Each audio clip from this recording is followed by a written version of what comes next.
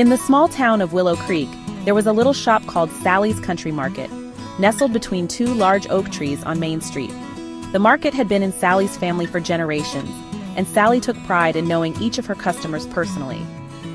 She knew Mrs. Jackson liked fresh apples for her pies, that old Mr. Turner preferred honey from local bees, and that the Millers always needed an extra jug of milk for their growing kids.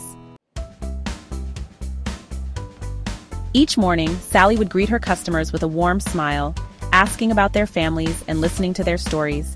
Her shop was more than just a place to buy groceries. It was a gathering spot where neighbors caught up and shared a sense of community. Sally knew her customers' preferences not because they filled out surveys or loyalty cards, but because she paid attention, treating each person as an individual. One summer, a big new supermarket opened on the edge of town. They advertised lower prices and boasted about their personalized experience based on customer data. They tracked every purchase, offered digital coupons, and even had fancy apps that recommended products based on shopping history. Some of Sally's customers started drifting over to the new store, lured by the discounts and the convenience. Sally, the new place may be big, but they don't know their customers like you do. People can sense the difference. Don't change a thing. You've got something special here. One evening, Sally's friend Tom stopped by the market after hearing her concerns. Still, Sally worried that her little market couldn't compete. She considered setting up a digital system to track her customers' buying habits, thinking that maybe it would help her keep up. But as she started, she realized it didn't feel right. Her customers weren't numbers or data points. They were people with unique needs, stories, and lives. So Sally doubled down on what she knew best: personal, genuine service.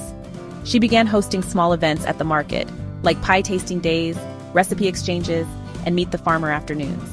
She made her shop a warm and welcoming place, where people felt valued and connected. Over time, Sally's customers noticed the difference.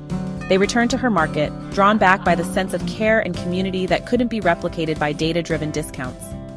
They knew that when they shopped at Sally's, they were more than just a sale. They were seen, appreciated, and remembered. The moral of this story is, every customer is an individual, and the moment you start treating them as just a collection of data is the moment you lose the heart of your business. Genuine success in any business comes from understanding the people behind each transaction, valuing their unique needs, and building authentic connections. Technology and data may streamline certain tasks, but they can never replace the warmth and loyalty created by personal relationships. True customer loyalty is built on trust, attention, and respect for each individual. Keep the humanity in your business, and your customers will stay with you. In conclusion, Brokenwood Mystic Farms symbolizes the enduring connection between humanity and the land, a tribute to the beauty of nature and the importance of honoring traditions in a changing world. Don't forget to like, share, and subscribe. You won't want to miss our short story adventures. If you have any questions, requests, or just want to say hello, feel free to contact us at info@brokenwoodmysticfarms.com or in the comments below. Thank you for joining us on this journey, and have a fantastic day, my friends.